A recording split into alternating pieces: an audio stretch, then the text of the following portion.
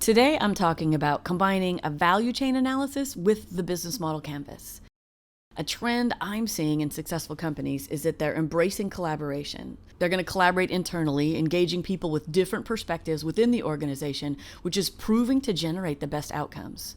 And then externally, they're collaborating with their larger ecosystem, which makes understanding your value chain and your business model more critical than ever. So the value chain analysis is a handy management tool that breaks down the types of value exchanged across your ecosystem, and it helps your team visualize this exchange clearly. And the second tool is the business model canvas created by Alexander Osterwalder of Strategizer. The business model canvas expands on the value chain analysis by creating a highly useful sketch of your overall business. It will help highlight where you need to focus to grow your business, or perhaps to reimagine your business so it's more resilient. So this combination can be utilized across all three phases of business growth. So whether you're focused on getting unified around your current growth plan, are innovating for the future, or you've mastered continuous transformation, combining these two tools is always powerful. Let's take a closer look at the value chain analysis. So here's how I recommend you tackle it. Choose 3 to 7 people that have diverse viewpoints. Together, you're going to want to follow these steps.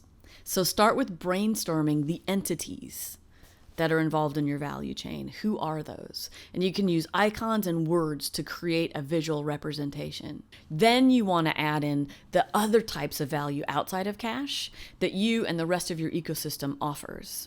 I recommend you take your time on this. What is the real value that's exchanged?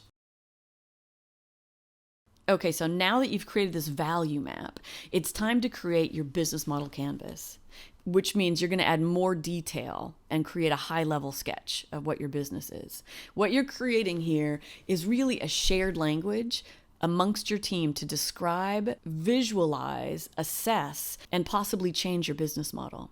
So it describes the rationale of how an organization creates, delivers, and captures value. So let's just walk through this together. So you're going to identify key partners, right?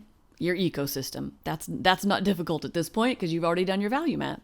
You're going to want to add to that the key activities that you do as an organization that allows you to deliver your brand value proposition to your customer segments. And then you're going to define what that relationship looks like. How do you interact with them? You're going to identify the channels that you actually utilize. And then on the bottom, the cost structure. And of course, remember, these are just big, broad strokes. You just want the key top costs that you're engaged in order to deliver this business model. And then revenue streams. Where's the money coming into you from? So all this now becomes a fairly quick exercise based on the value map. But if for any reason you're just not ready to tackle some of these, we actually have other toolkits that will help you get prepared fast. And I'm not going to cover those today in any detail. But at the end of the video, I'll actually give you more information about where to go. I think the fastest way to get this done is to brainstorm individually first. Don't try to do it as a group. It's just going to slow you down. And then as a group, then you want to narrow those ideas down to the key elements and actually agree on the final ones.